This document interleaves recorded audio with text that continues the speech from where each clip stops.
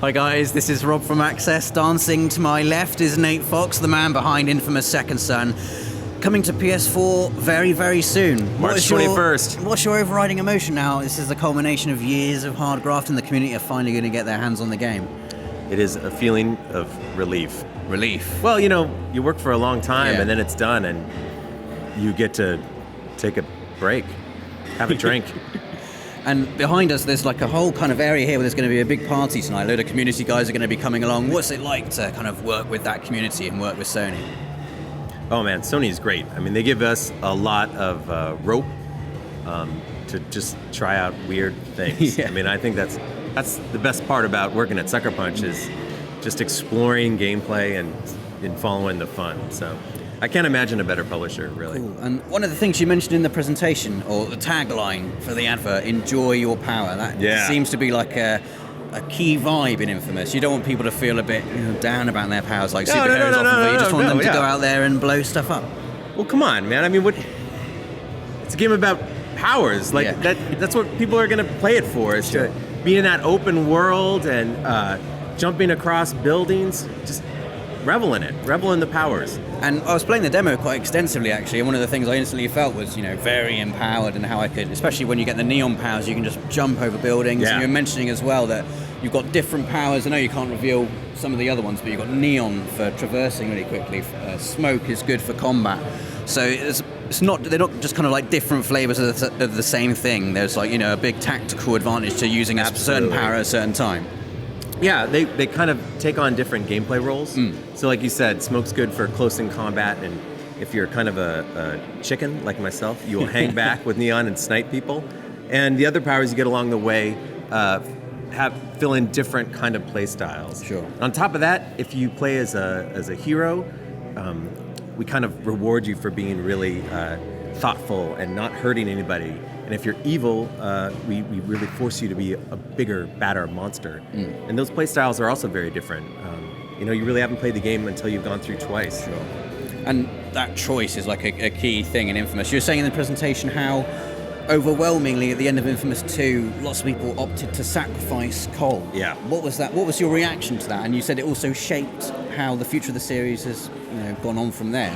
Like, if people had chosen to keep Cole, would we be seeing Cole now instead of Delsin Rowe? I mean... Yes. So I wrote the evil ending of Infamous 2, hoping that would be the end of the game. That was the ending you wanted to have, the evil. Yeah, man. He was alive. I like Cole. I like his powers. But players chose to let him die, and because it's a franchise about choice and consequence, we said, the players have voted. Let's just make this happen. And in the end, I'm happy about it because we got an all-new hero, Delsin, new origin story, new powers, new city. It's a really good time for people who have never played Infamous to get in. They'll be fine. They'll pick up the story. Cole's dead. If you did play the previous two games, there'll be a lot of stuff that you'll pick up on that other people won't, but really, it's a great entry into Infamous. Of course, it looks amazing as well on PS4. You mentioned all the kind of things you're able to do with the city and the Dualshock 4. The Dualshock 4 in particular, there's quite a lot of cool things you can do, like I was, doing security scans, like putting your finger on it. It really kind of makes you feel like you're, taking part in the game a lot more than just pressing a button on a controller. What other cool stuff have you been able to do with the controller? Well, all right, so there's the obvious.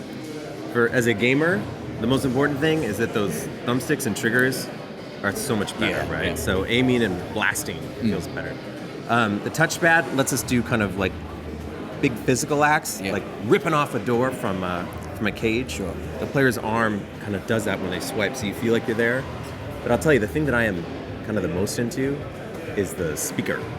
Yeah. I mean, you having the game come through and then sort of be right there in your hands, it's subtle, but I really love it.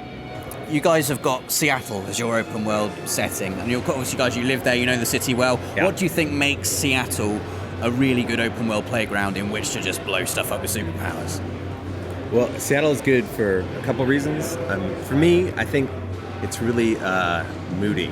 Yeah. I mean, the rain sweeps in over the sound and just makes everything shiny wet, and there's reflective puddles everywhere, so it looks gorgeous and it looks somber. Yeah. On top of that, the architecture is really varied, so you get a lot of places to hide things and places to explore with just different kind of surfaces to scramble up. in Infamous, it's an open world game where anything you see you can get on top of. I mean, Delsin's powers are great for moving around, and also just his rock climbing abilities are still there.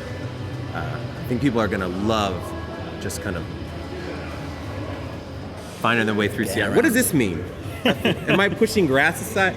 I just did that naturally. Do you do that when you explore? What's your hand motion for explore? That, yeah, right. That's how he does it. Jet engines coming at you. I'm exploring. Well, thank you so much for talking to us, Nick. Thank you for your time. Infamous is looking absolutely amazing. It's coming out on PS4 on March the 23rd.